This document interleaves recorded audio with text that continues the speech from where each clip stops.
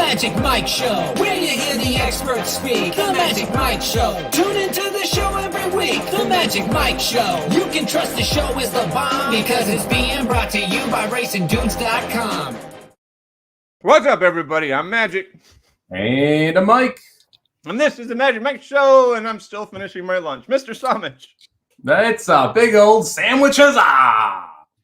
It's a big old salmon wrap. I thought I could get it done in the last 15 seconds while that played, and I was like, you know what? If this was still the old theme that was 45 seconds, I absolutely would have it finished. But so good to see you, man. Is a salmon wrap a sandwich? Yes. It's ingredients between bread. So, yes. Yeah. Wraps hey. People's sandwiches. That's all they are. Yeah. Hot dog's a sandwich. Yep. But is a hot dog a Somich? That's the question Shotty's going to ask in 3, 2... Well, there's a 10-second delay. Anyways, we're covering Del Mar. It's good to be back there, and the racing has been fun. It's gotten a little chalky. I know last week on Saturday, the early pick 5 paid $150. The late pick 5 paid like $330, something like that. There was a horse that I loved that was a long shot on the board that went off as the favorite, and I was like, what the hell's going on with these morning lines? Bring back John White. Yeah, we had 22-1 shot that goes off at 4-1 and wins. I believe that was on Saturday's second to last race. Rarely do you see those type of odds moves in races that aren't 2-year-olds, right? 2-year-old races at Del Mar, every now and then you do see those type of odd moves because word gets out on a horse, or a trainer specifically trying to work slow in the morning but be fast in the afternoon. Rarely do you see. I want to say that was like a mile turf race. Like that is not the spot that you generally see those happen. So.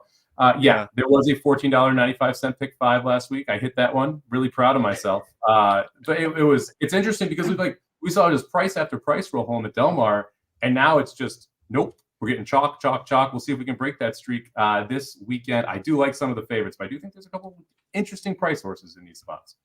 We've also got in this late pick 5 sequence on Saturday, August 17th at Del Mar. There's a 2-year-old maiden special weight for the boys going 5.5 furlongs, a pair from Bob Baffert. Now, I was looking through this initially and I went, wait a minute, there's 2 Bob Bafferts. Neither one has Juan Hernandez. Either he's hurt or he's suspended. He's suspended. He has a 1-day suspension. It just happens to fall on Saturday's card. So 2 Bob Bafferts, no Juan Hernandez. He is allowed because of the strange rules. I don't know if it's California or everywhere, but there are designated races that you're allowed to run in California. So the grade 1 Del Mar Oaks, he's going to be there for one race. Race 8, the Del Mar Oaks. He's going to have to watch probably the one that Martin Garcia is riding. He's going to have to watch that horse probably go out and romp in race 7. Yeah, it's interesting to see Martin Garcia pick up the mount in that specific spot because he used to be one of Baffert's go-to guys, and so we've got him in there. I'm like half distracted right now. We do have Saratoga's 6th race going off right now, a maiden special weight on the turf. Got a little win bet on the 2 here. Didn't appreciate this middle quarter pressure there, but hopefully she can, or he, I don't really know, can open up and get the job done here for me down the lane. Well, let us know how it goes. In the meantime, we've got the late pick 5 at Del Mar Saturday, August 17th, races 6 through 10, highlighted by the grade 1 Del Mar Oaks. Rise up!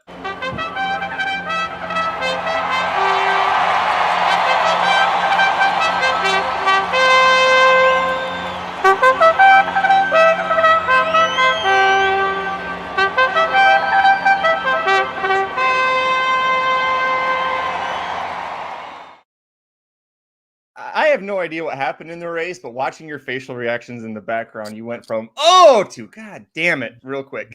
Yeah, I got caught in the last 16th of a mile. 2 horse was 9-2. I had a decent win bet on it.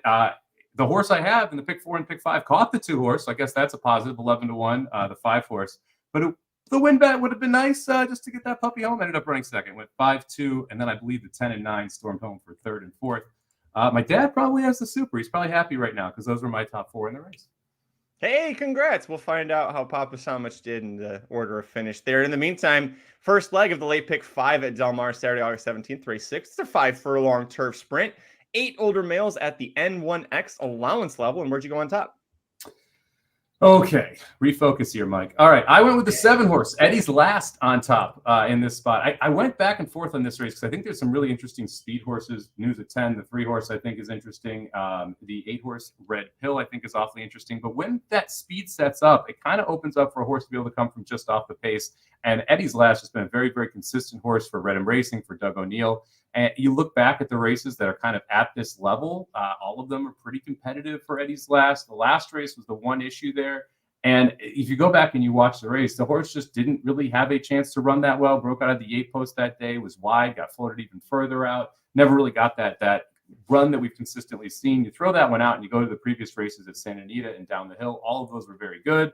Don't have any concern about running at Del Mar. Has a win over the track going a mile. Also ran third, just missed by a length going this distance. And again, the pace sets up right. So give me Eddie's Last 4-1 on top here to start us out. I went back and forth what to do with him. I ended up not using him.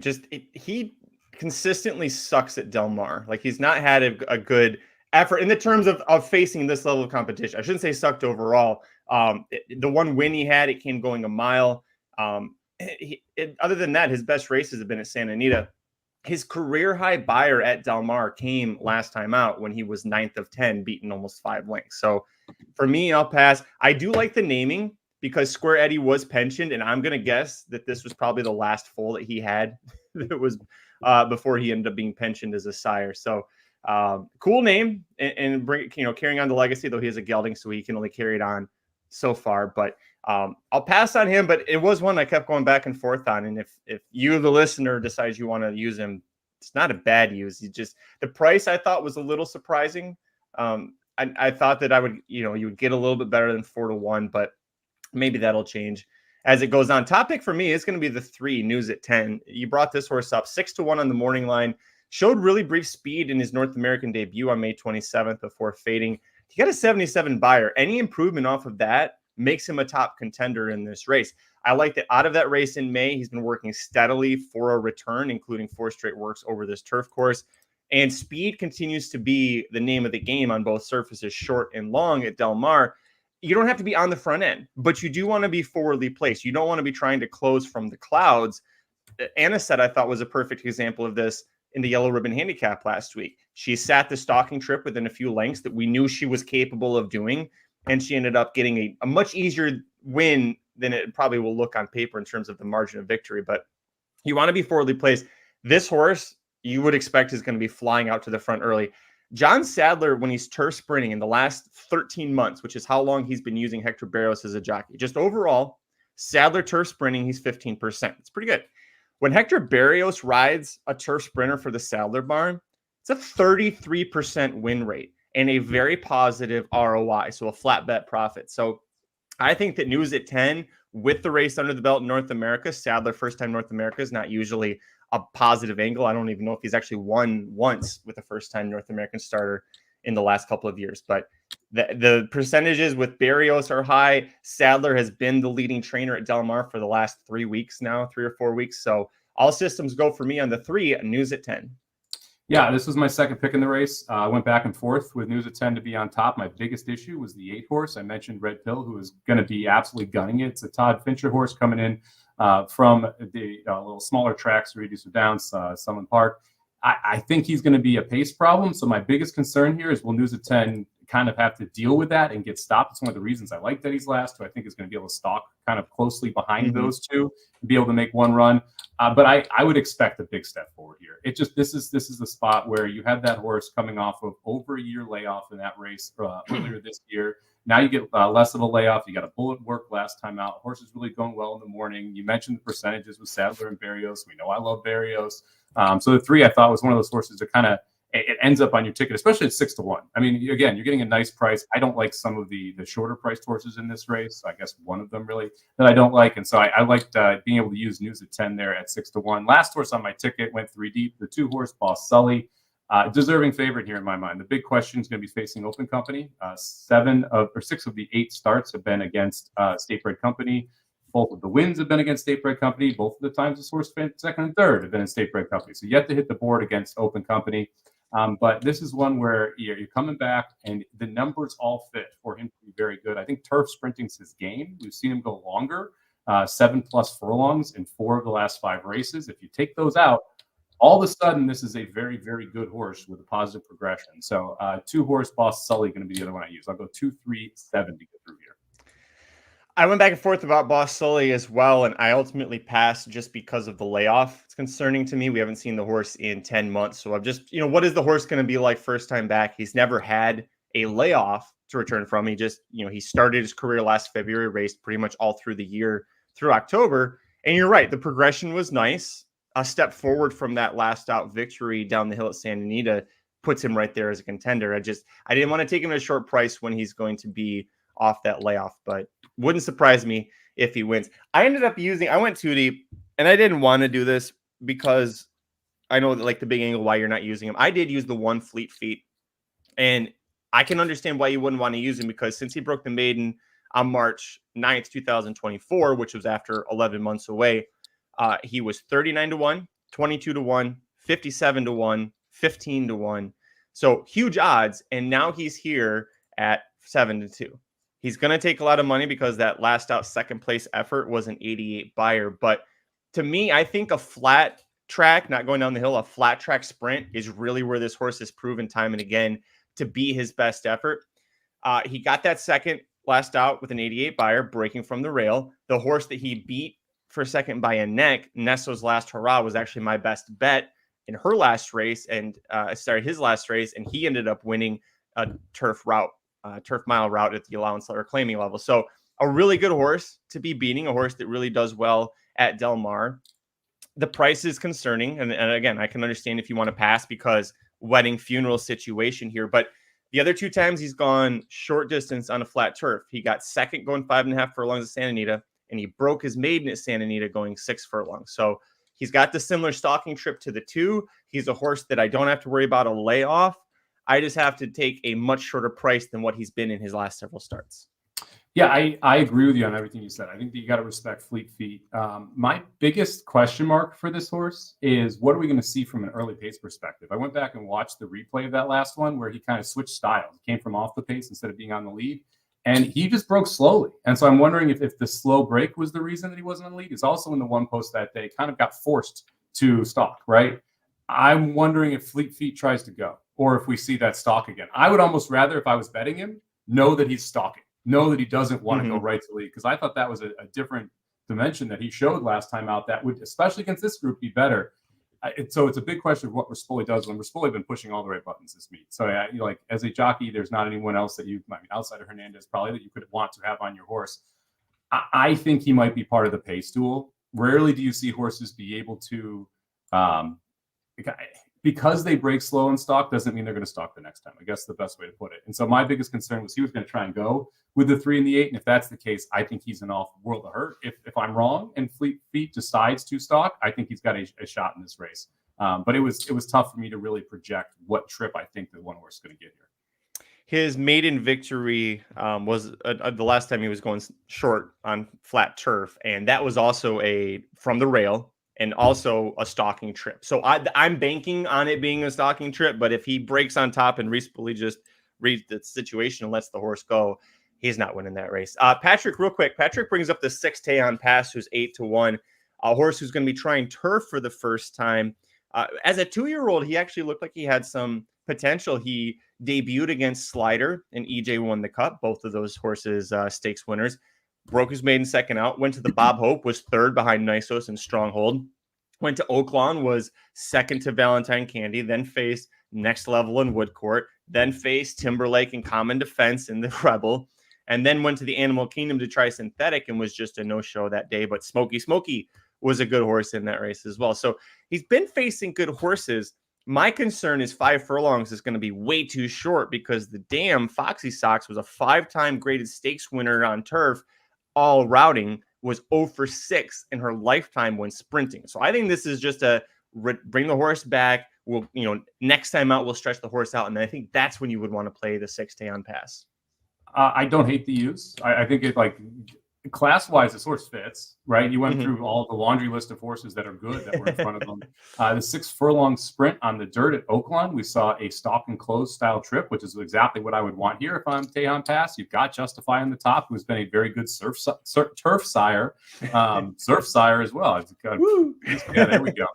So there's a lot of reasons to like Tejon Pass. I tend to agree with you.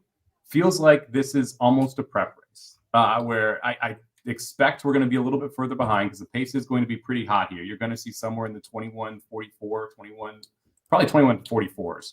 And that's going to make it tough for Tejon Pass off the layoff to be able to be overly competitive. But Man, I agree with you. This is one where if you see him closing late, you stable up, because I would love to have this horse second off the layoff. Also, one of just 2 3-year-olds in the field, so that's a little bit of a concern as well for me. But I wouldn't talk anyone off Day on Pass, and I agree that this is a possible stable horse based on how the race is run. Second leg of the late pick 5 at Del Mar, Saturday, August 17th. Race 7. It's the maiden special weight for the 2-year-old boys, going 5.5 furlongs.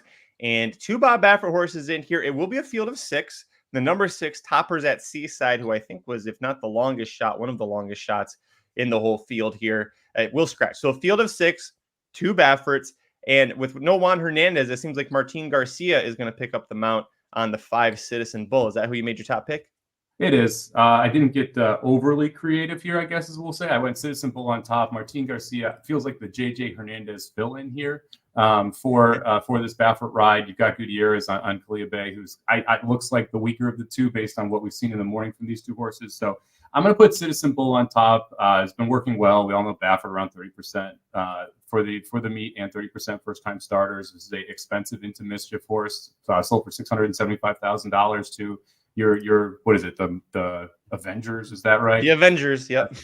Terrible name for a group of people buying horses. So they ended up buying this one for a lot of money. Should be a runner. I would expect he's a runner, not any price that you're going to get here. We'll see if the Martin Garcia factor actually helps the price a little bit, because it feels like if this was JJ Hernandez, what are we looking at, 4 to 5, something like that. We'll see if with Martin Garcia we're a little bit higher price. For me, and since I know what you're doing in here, I'm just going to say my other horse. I went too deep in this spot. Give me the 3-horse smash it here for Fincher and Rispoli. Talked about Fincher last race. He's a very good trainer. He only sends horses really here that he thinks can win. He gets Rispoli to ride again. One of the rare Fincher horses and Star Guitar horses, really, that have ever started at Santa Anita, then goes to Del Mar, ran well, but ran into Getaway Car. Getaway Car is a pretty good horse, so no shame in running second in that spot. Feels like this might be one of those spots where you've got 5 horses that have never started, one that has 2 starts under his belt in speed. You might want the one with 2 starts under his belt in speed, because that is often a very good angle when you're betting horse racing is who has started, if they have shown ability, and the 3 has done that. So I'm going to go with the horse with the most upside in the 5, Citizen Bull, and the 3, Smash It, as the 2 for me here. I kind of flipped those with order, but it was like 1 and 1A for me with them. Smash It. It just sucks that he's run 2 good races so far, just hasn't gotten the job done. And if Citizen Bull or any other horse in here ends up being kind of a monster, it's like, great, he's going to run second again. But he's a half to a grade 1 dirt sprinter named Slammed, who we've seen do very well. Smash Ticket was a stakes winner, graded stakes place, so lots of good breeding there.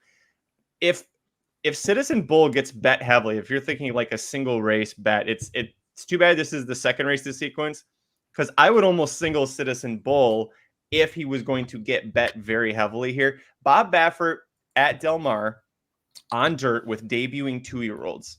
If they go off at odds-on favorites, he wins 60% of the time. He's 15 for 25 with debuting 2-year-olds on dirt at Del Mar who go off as the odds-on favorite. In the money, 24 of 25. I actually want to know who the hell's the one that didn't.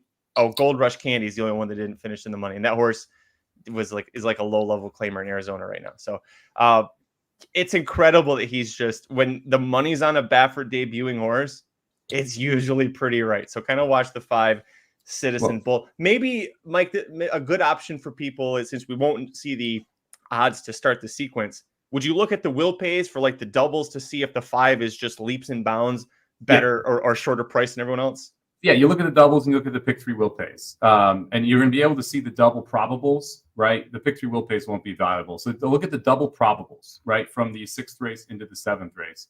And if the favorite, I think this, well, we'll see who goes off the favorite, but I like using the favorite as a barometer.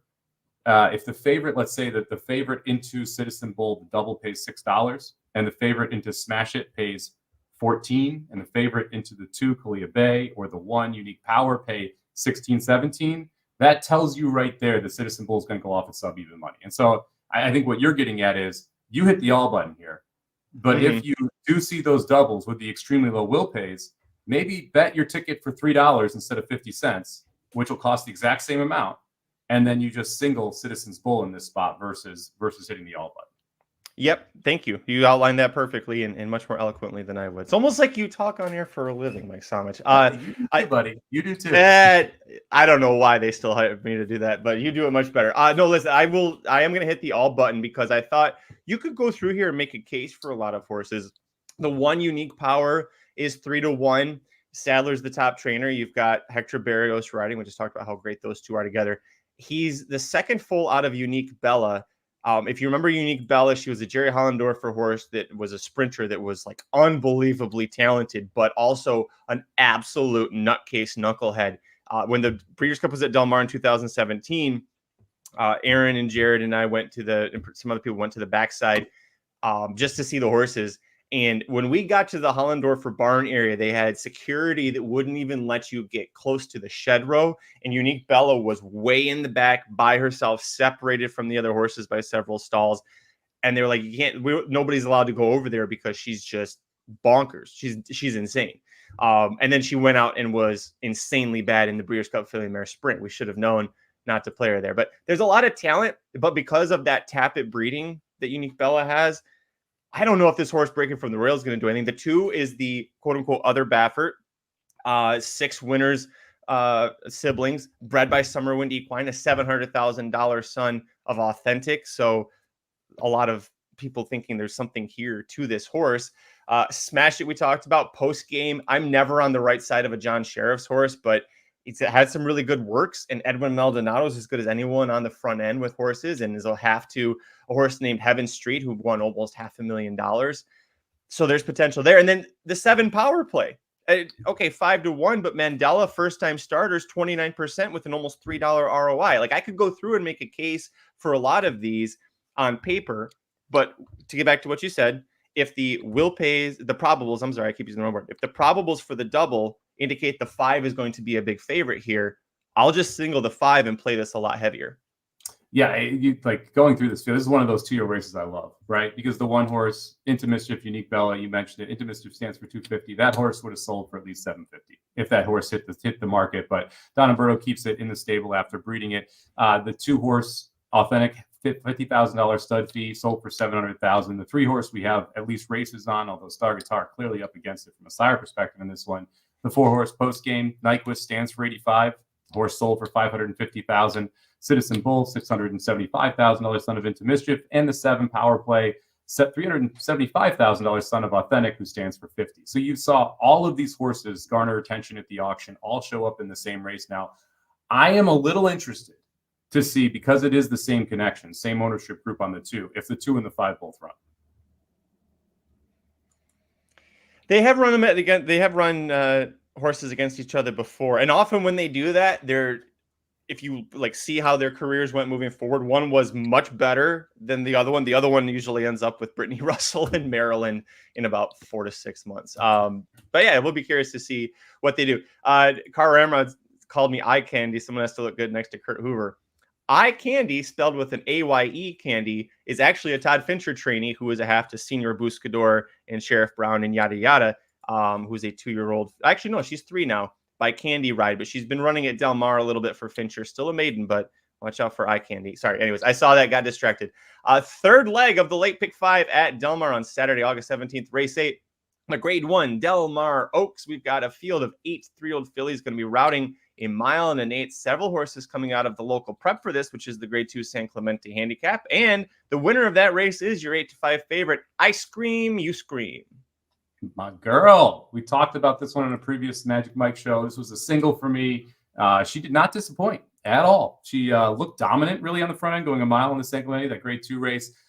She was stretching out from sprints. I didn't think distance would be an issue. We talked about twirling candy out of a Cozine mare. Cozine, if you don't know, you should know. That was one of my favorite turf horses growing up. She's Star Cozine, one of his sons. Like, just a phenomenal turf horse and turf sire. When I was just betting show, when I was like 10 years old, 12 years old, every time Cozine was in the bloodline for a turf horse, I would always bet it to show, because for some reason those horses just crushed. And Cozine still not seen very often anymore. Very rarely do you see Cozine in bloodlines anymore. He's not with us anymore. But I Scream, You Scream has that. And the big reason I mention all this is because if a mile was a distance question, 1 and an 1/8, another distance question today. And we're going to probably be on the front end, draw the 1 post, No one really has the sprinter type speed that you've got on the one. I think you go right to the lead again here if you're Ice Cream, You Scream. I like the fact that we're wheeling back, reasonably quickly. You want to get a second race in here at Del Mar, and you're wheeling back again in another graded stakes, this time jumping up to grade 1 company. I don't think the distance is a problem. Twirling Candy Cozine, that's a very, very good distance pedigree. I think the pace is a big positive. I considered singling the one Ice Cream, You Scream. I ended up going too deep here because I like the price, an old friend of ours. But I do think Ice Cream, You Scream can be very, very tough in this spot. I did not make it the top pick, but I think you've got to use her because, again, of how well Speed is holding. And it's the only horse with a lot of speed, and she drew the rail. Unless she falls right to her face, what is she going to do? She's going to go. She's going to go and try to hold them all off. And she showed a lot of fight in the San Clemente. She didn't have an easy lead up front. And then when she started to pull away, Zona Verde and Medoro, who come back in this race, they both ran at her, especially Zona Verde. And she actually pulled away from Zona Verde a little bit in the stretch. So I think that she's going to be a must use on this ticket. Top pick for me, though, I mentioned her. I went with the number 6, Medoro. I went back and watched the San Clemente handicap, which is her first race in 3 months. And she was a little slow out of the gate. She was post 10 of 11 or post 9 of 10 horses in there. She's wearing the 10 saddlecloth. And she made a really nice move at the end of the backstretch. Frizu kind of let her go. And she looked like if she had been on the outside of everybody, she would have circled them all. And I think she would have made it very, very tough for Ice Cream, You Scream to win. The problem is she was in between horses, and as they were entering the turn, Frizu had to slam on the brakes because there was a horse that had been pressing Ice Cream, You Scream that had thrown in the towel, and the anchor was dropped and was coming right back, and so he had to stop. And Zona Verde went around the outside, got the jump on Medoro. But if you watch the stretch run, while Zona Verde kind of at the last bit was drifting out or drifting away from Ice Cream, You Scream, Medoro was hustling her ass after. She's got the win at the 1 1/8 distance in the grade 3 Providencia. She, other than the San Clemente handicap, her route races are all more forwardly placed, which again is something that you want to have here. And Frizu and Urton already had a win at Del Mar with Stay Hot. I just forgot his name. Stay Hot in the La Jolla. I think they got a good chance to do it again here, and I love the 5-1 price. Definitely the other horse I take out of the race. I have Madero in third. I only went too deep, so not ended up on the ticket. But this for all the reasons you stated. It was a more difficult trip than it looked for Madero, especially when you look at it on paper. When you watch the race back, I do think has a chance to improve. It's also had success at the distance, so just because you got a 1 1/8 win, that also makes a difference for me. But I went to the inside. Give me Buchu here at 12-1. I realize that you want to be closer. I understand that. At some point, pace or a class has to matter, and Buchu has that over this field in spades. I like the fact that we ran very well in the grade 3 regret at Churchill going 1 1/8. We know distance isn't going to be a problem. She returns to the guidance of Martin Garcia, massive upgrade over Hall of Famer Joel Rosario, who ran her into the ground last time. So I like the fact that we get Garcia back here. And look, she was facing some of the best in the world, not just in the U.S. last time out. Now she ships across the country. I'm a little concerned about the pace. It has to set up for her. She needs horses running in front of her. But then you look at Madero. Last time out, there was no pace. And Madero closed from 8th and 5 lengths back to almost get up for the win. So, it is possible if the horse is good enough. And the price, to me, is absolutely absurd. We'll see what price Bachero goes off at, but should be the second choice. Maybe you could make an argument third. Maybe Whiskey Decision should be a shorter price than Buchu, but I can't pass up on Buchu at 12-1, especially shipping in. We talked about this before. The East Coast turf horses generally have been better than the West Coast turf horses for the last 5 years, and now you have a East Coast turf horse shipping in to take on the West Coast turf horses, and one that's proven. Not like this is one that's won multiple graded stakes, and you're getting 12-1. I'm going to go with the best horse on paper in Ice Cream, You Scream, and the most classy source here in Buchu, and try and get through too deep. I just saw the price on Buku when we switched over here, and the 12 to whatever. Buku, whatever. I say Buku because I think of Buku Bucks, but that's actually a different spelling. So Buchu, whatever. She's really damn good. Before you get going, the reason we didn't play Saratoga, because people have already asked in the chat, is what just happened. There was just a massive thunderstorm at Saratoga, massive rain for about 5 minutes. The next race is supposed to be on the turf. It's currently listed as good, but now it says good/7, which if you know Saratoga means they just took a race off in the late pick 5 right at the start of the late pick 4, which means now we got all to play at Saratoga again, which is really frustrating when you hit an 11-1 to open up the sequence. But hey, what can you do? Somebody on Twitter. It's supposed to rain this weekend too. But load up Twitter, type in Saratoga, and just be ready for the anger. Oh, that's incredible. Somebody on Twitter after my big rant on blinkers off last week, about Naira and handling everything, their poor handling of Saratoga. Somebody on Twitter took offense to that, and they told me I looked like JD Vance. They're like, it made a couch comment, if you know what that means, and then it was like Saratoga's better than Del Mar, and I just laughed and I was like, prove it. Yeah, I've seen zero proof of that so far this meet, and it continues. Anyways, Buku's way. For anyone betting the late pick 4, race 9 and 10 now off the turf. 1 minute to post for race 7, and race 9 and 10 both off the turf. And if you have a ticket in already, because this has been taken off the turf after post of the race 7, you will get the post time favorite, not all, in both of those races as well. So just a reference, if you are betting the later 2 races, make sure that you make adjustments now. This is also the first race in the tournament for me, so I am now trying to quickly handicap off-turf horses in real time as we talk through this. Love it. Thanks, Naira. Oh, by the way, you already scratched all of the other guys off, all the main MTOs, so they're not even going to be part here. So that's wonderful too. Carrama says Delacour must have thought the same thing because he shipped in away from New York, as did Buku. Both those trainers going, F this shit. We're out of here.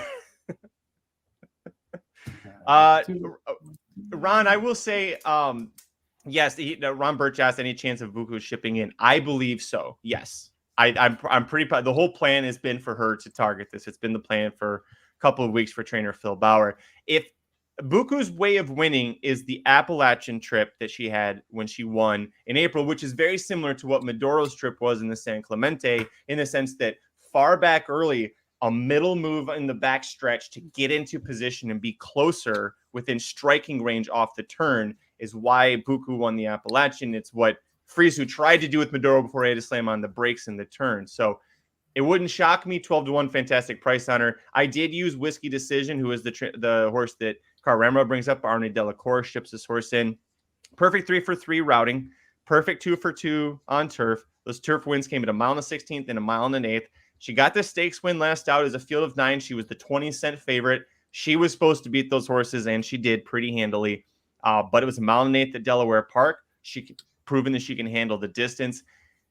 She's shown that she can be tactical. The Churchill Downs race, she got shuffled back a little bit, but last time out in the Christina Stakes, she was forwardly placed. 3 races back when she broke her maiden at Turfway Park in the synthetic, she was forwardly placed within striking range early.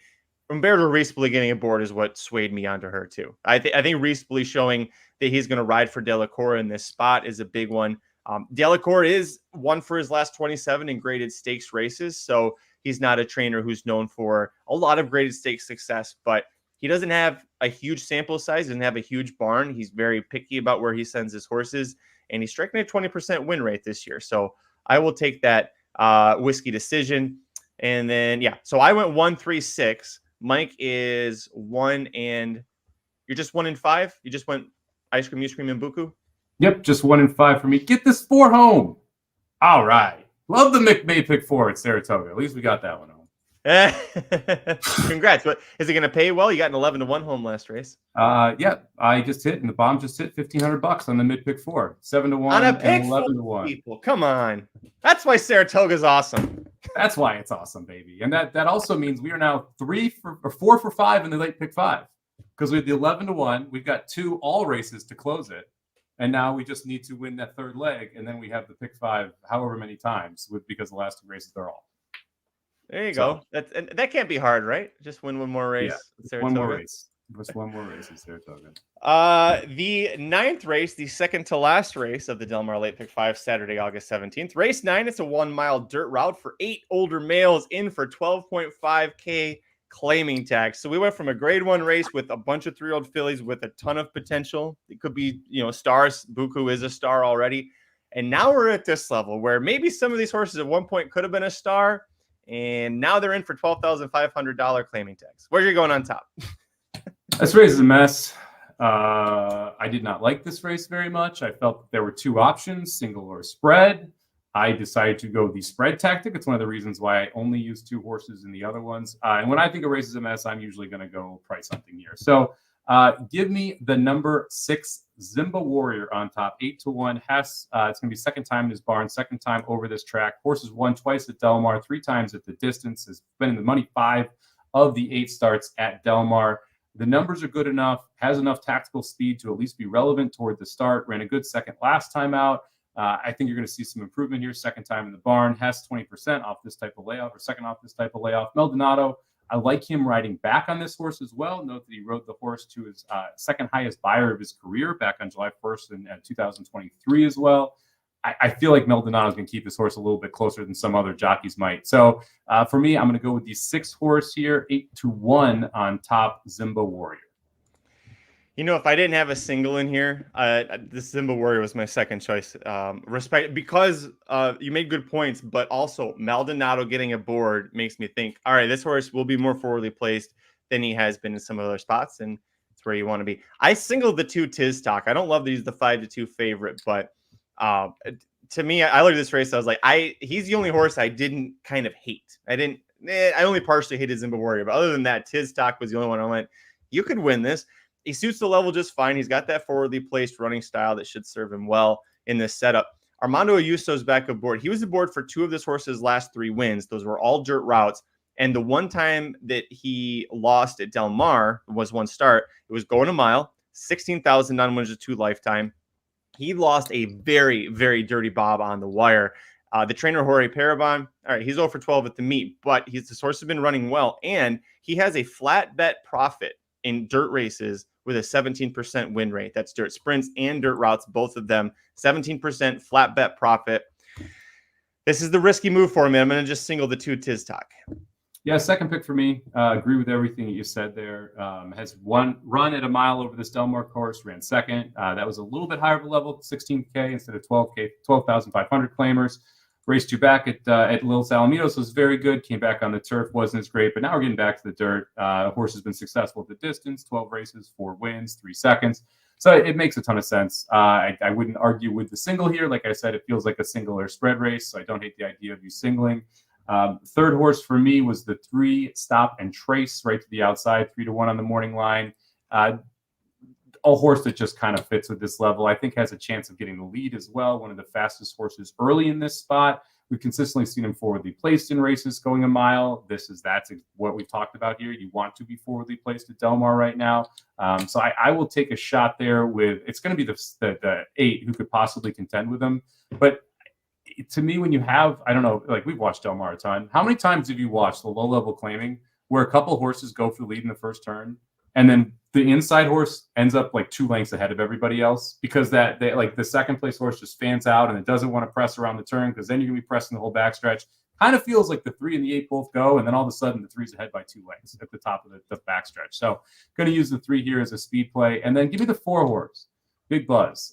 Realize this is a horse that is going to be coming from the back of the pack, and that's a negative. But at least we're getting 6-1 here. That last race, clearly the horse needed. This is a 9-year-old coming off the layoff. That race was just kind of empty. The break was not great at all. Got shuffled back early. But if you go back to last year, 2023, multiple races over this course that beat this field. It's the question of whether or not we're able to go back and find those races, especially coming from off the pace. But again, don't love this race, so I'm going to spread a little bit. Give me the 2, 3, 4, and 6 to get through here. I love what you said about the 3 Stop and Trace, where if he goes to the lead and there's 2 others who is outside that go for it, like if Maldonado on Zimba Warrior has, probably won't ultimately be in the front pack, but if he breaks well and is forwardly placed early, now the 8's going to be probably in the 4 path at least going around that turn, which really hurts his chances. I thought the 8 was an interesting horse in here, but from that outside post, he's going to have to break sharp and go, and I just don't know if he's got that in him. He's never tried dirt, so he's got that going for him. He's tried once. Oh, that's true. It was an off turf race that. Spoiler alert. It wasn't good. No, he also broke like poop, and he was on the Yeah. rail, and the closest he ever got was like 3.5 lengths to everybody in a 6-horse field, and he just got pissed off, and he said he's always, if you look at his running lines, if he's engaged early from the first call, he's usually going to be around there. If he's not engaged at the first call, he says F this and takes his ball and goes home at like the half-mile pole. Yeah, he just backs it up. So if he's not around the first call, then it's just over. Ironically, faced Stop and a Trace in that race as well. His only dirt start. Yeah, and Stop and a Trace. Good. That horse not so much. Patrick says all. I understand that. Yeah, I don't hate it. I don't hate that. Especially if you want to scream single the Baffert and single I scream, you scream. Like there's a world here where you can go deep, single, all, and then deep again too. Car Ramrod says, I like Big Buzz too. 12.5K claiming is the right spot for a horse named like a $12.50 marital aid. Car Ramrod, God bless you. You never cease to make me break at least once a show. 10th and final race of the late pick 5 at Del Mar on Saturday, August 17th. It's another 5 furlong turf sprint. And this one, we've got a field of 9 older fillies and mares are all in for $32,000 claiming tags. Where'd you go on top in the nightcap? Oh, give me the 5-horse here. Champagne Cami on top. 4-1. This I thought was actually a really fun race. It's like you said, 5 furlong turf sprint here to close it out. And this is a horse that ran really well 3 back, ran well 2 back, goes over to the dirt, wins easily at the 20K level. But we're getting back to the turf here. And like this feels like a turf sprinter. I think that's where the game is the best. You look at the Tomlinson rating, 414 with turf sprinting. 3 efforts, 1 win, has a win over this Del Mar turf course. That's a positive in my mind. Doesn't need to be the fastest horse, but has tactical speed. I think that is a big part of this race because, look, the 4 Dancing Soul feels kind of like cheap speed, right? And like there's other cheap speed in this race as well, in the 9 Loopy. So if you have that cheap speed that wants to go and you have a horse that can sit behind with tactical speed and close, that's what I'm looking for. And to me, that is the 5 by definition here in Champagne Cami. So I'm going to go with Champagne Cami on top. What would you go with on top, Magic? Top pick for me as well. 2 of her last 3 were won with stalking trips. The only loss that she had in 2 of her last 3 races was the 50K starter allowance level, much tougher competition level. Her last 3 races, they all followed a 22-month hiatus, virtually 2 years gone. And each race off the break has produced a career best buyer. She matched her career best buyer on the return, improved that by 1.2 back. And then, yes, it was on the dirt, but improved that to 75 last out, and that was her most impressive victory. She's a horse that she's 4-1 the morning line. If she takes money and that drops to 3-1, 7-2, 5-2 range, I think that's a great indication because the times when she's been a shorter price, $2.65 favorite, second beat and a half length in New York. She broke her maiden as the $2 favorite at Del Mar. $1.40, not the favorite, second choice. She won by 3 lengths off of that long break last time out. $2 cent favorite, got the win by 4 lengths. Those are the 4 times that she has been under 3-1.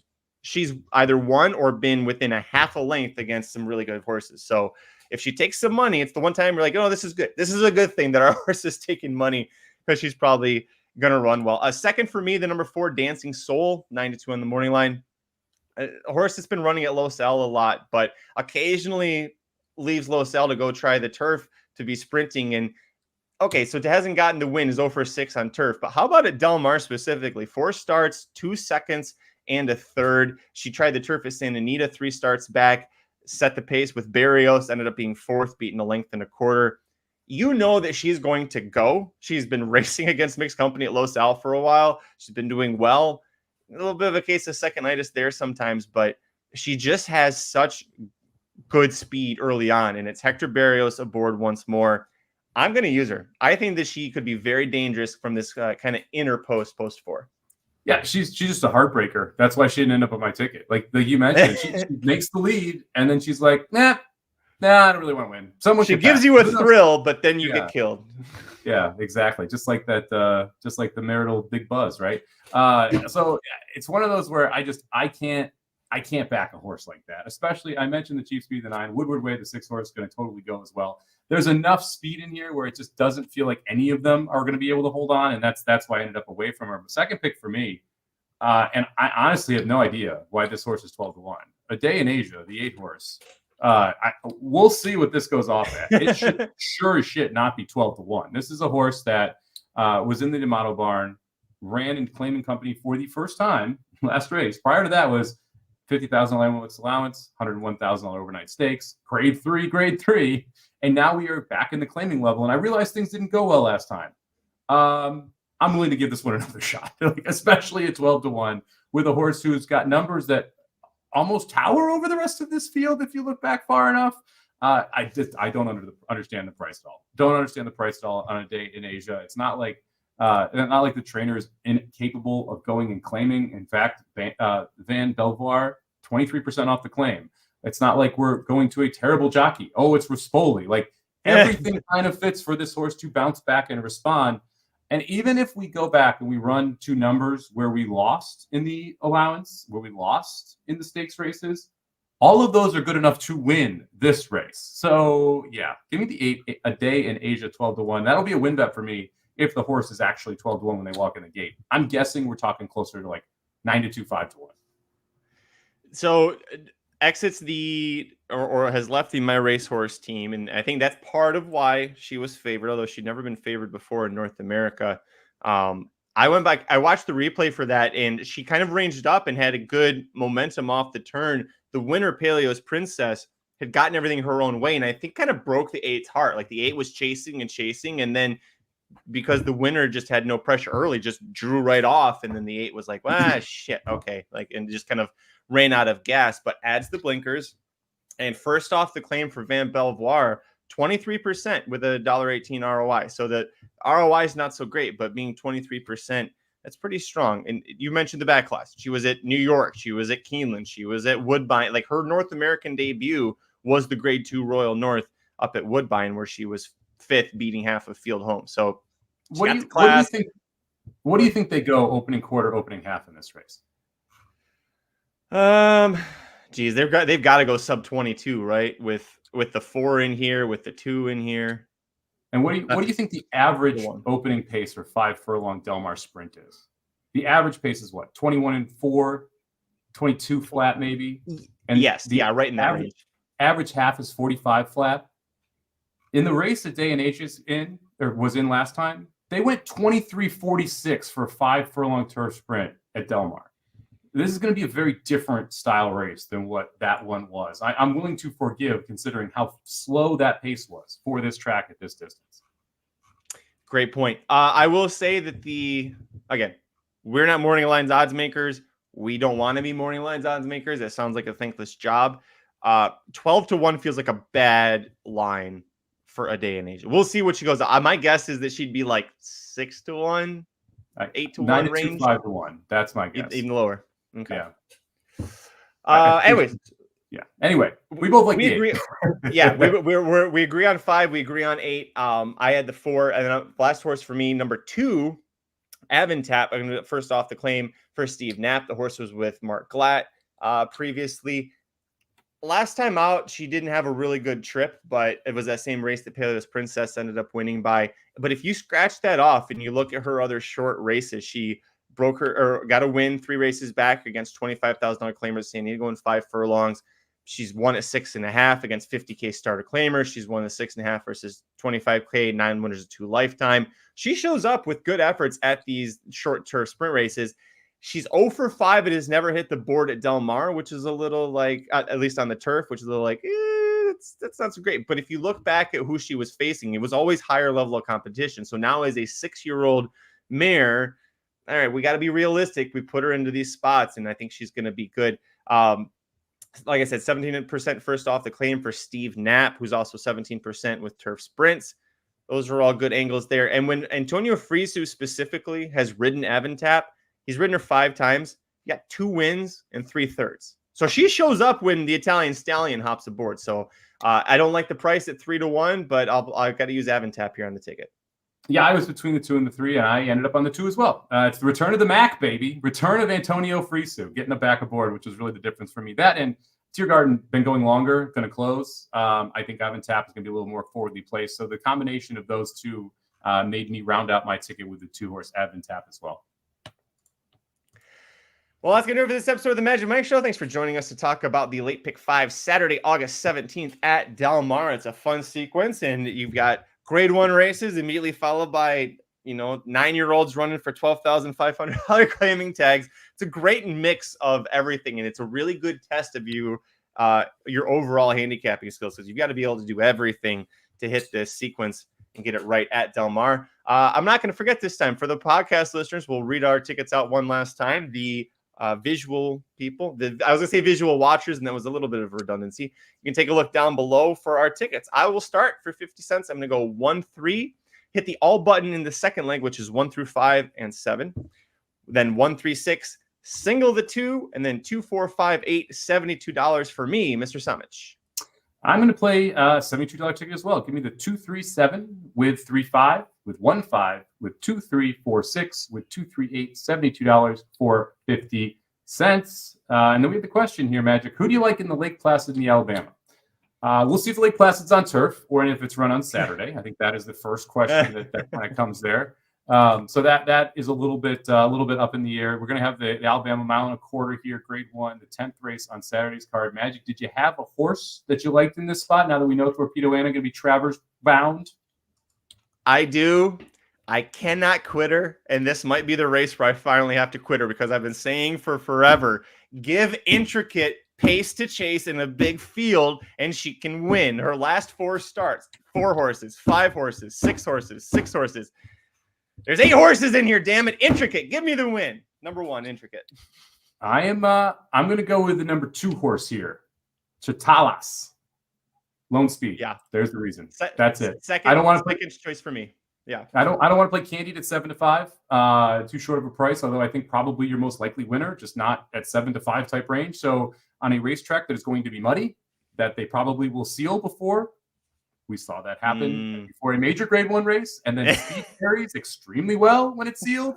I will go ahead and I will take the Lone Speed. Probably needs to improve, but again, they're going to almost cheat for this horse. So I'll take Chatalas here at 6. What is 6 to 1? 8 to 1? 8 to 1. 2 horses. 8 to 1. Yeah. Yeah. And Dettori back aboard, almost won the Blue Northern Stakes with her. I loved her Indiana Oaks win. It was a very gutsy win.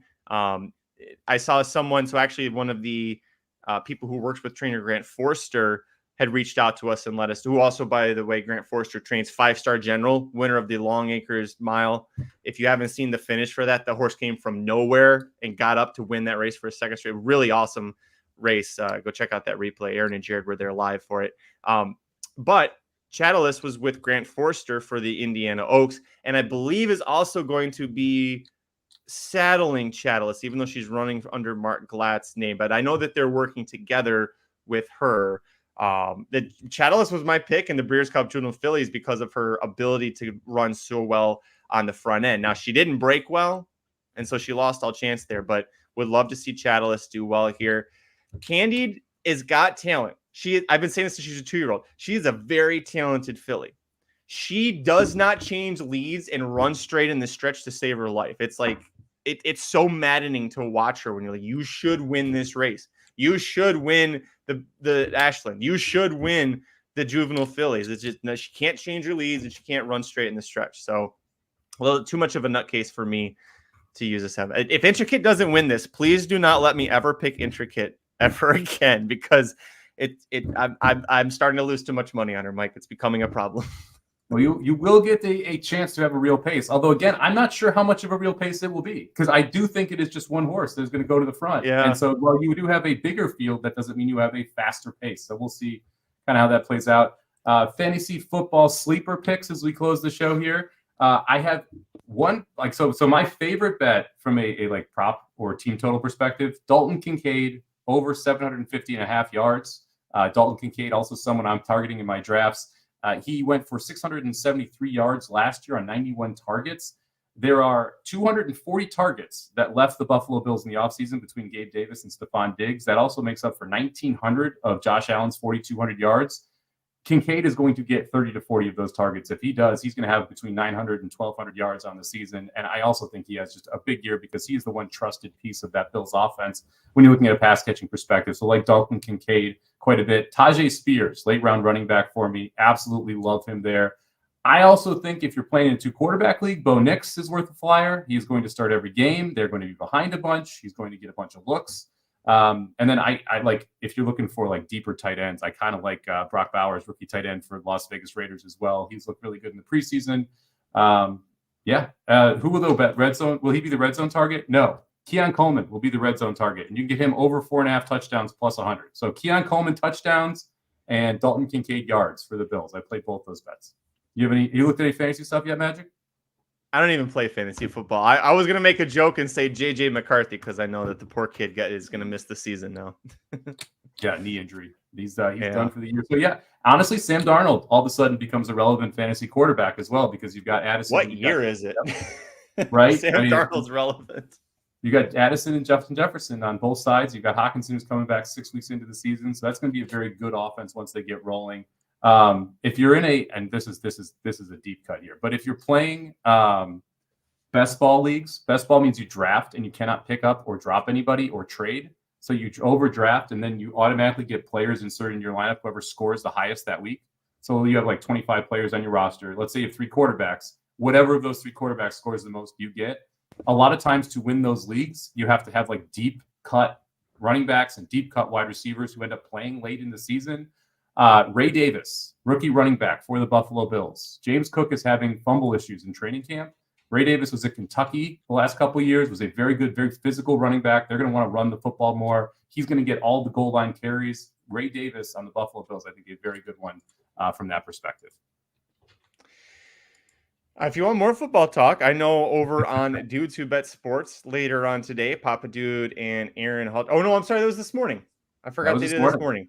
It aired already. They talked all college football. So their top 25 preseason picks, who they think is going to make it to the 12-team college football playoff. So go check that out. There'll be, I'm sure, tons of football talk on Blinkers Off later today, whenever that happens to be.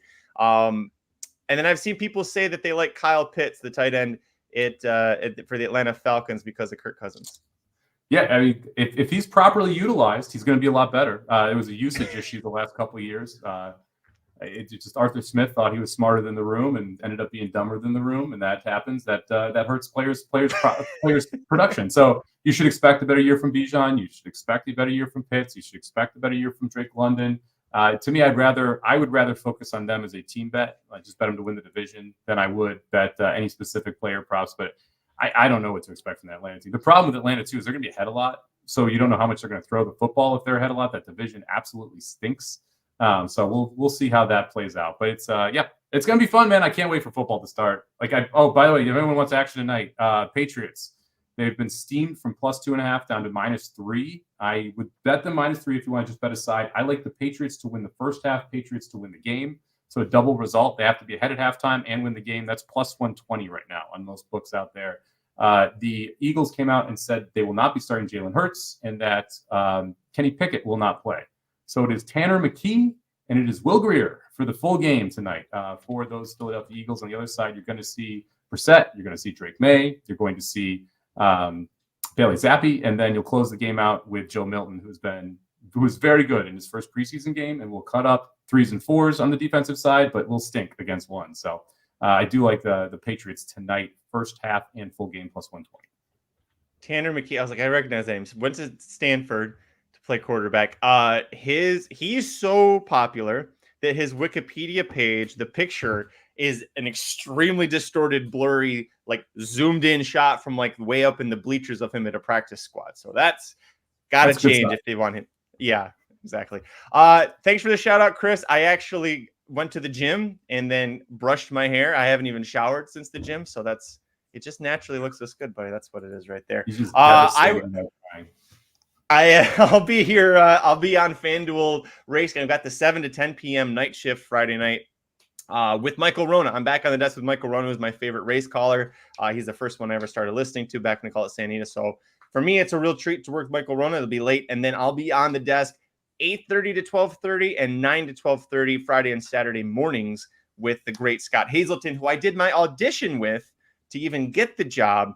But I haven't actually shared the desk with him since in any kind of official capacity. So that'll be fun for me this weekend to take that all in. Very quick turnaround, but they tell me because I'm the youngest one on the staff by a little bit, other than our good friend Caleb Keller. Caleb and I, the two of us, we got everybody beat by a bit. Yeah, a little bit there. But because of that, I get the quick turn run. How about you? VSIN, what's your schedule this weekend? Yeah, VSIN 2 to 3 Pacific, 5 to 6 Eastern tomorrow on the handle, on Sharp Money, and then hosting the handle over the weekend, 9 to noon Pacific, noon to 3 Eastern, Saturday and Sunday. And also, if you're interested in Survivor and you want to jump in and watch a little documentary, I will be one of the like 3 or 4 hosts that's jumping around in a documentary around last year's Survivor season at circa $9.2 million up for grabs. My co-host Matt Brown, part of the team that produced that documentary. So that'll be on both VSIN if you're a subscriber, as well as on YouTube TV and also on Twitter. So if you're follow at VSIN Live, then you'll be able to see that premiere, and that video will be up there if you want to follow a documentary on Survivor last year for the NFL season at $9.2 million. That's awesome. I saw you tweet about it. That's really cool. Look at you, now you're a documentary star too. I love that. I didn't get. I want to know if I get IMDb credit or not. That's the big question. Oh yeah, you absolutely should. You might have to create a page first. I don't think anybody does that for you. Myself, and then for the documentary, and then link it. But yeah.